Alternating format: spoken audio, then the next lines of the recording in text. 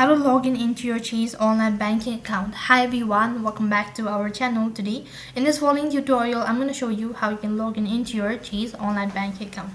In order to log in, first of all, open up a browser on the web address bar, type in chase.com.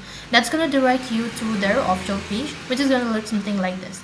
Now right on this page, you can either create an account if you don't have. So for that, you need to go ahead and tap on open an account and you begin with the registration procedure. However, in order to log in, click the sign in button located right in the corner, and that's going to take you to the sign in field where it's going to ask you to provide in the details such as your username and then the password.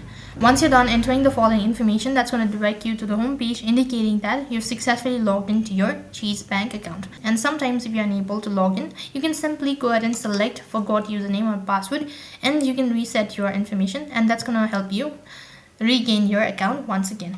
So in that way you can log into your Chase online bank account. That is all for this video. I hope the video was helpful. Make sure to like, share and subscribe to our channel. Thank you for watching. See you in the next video.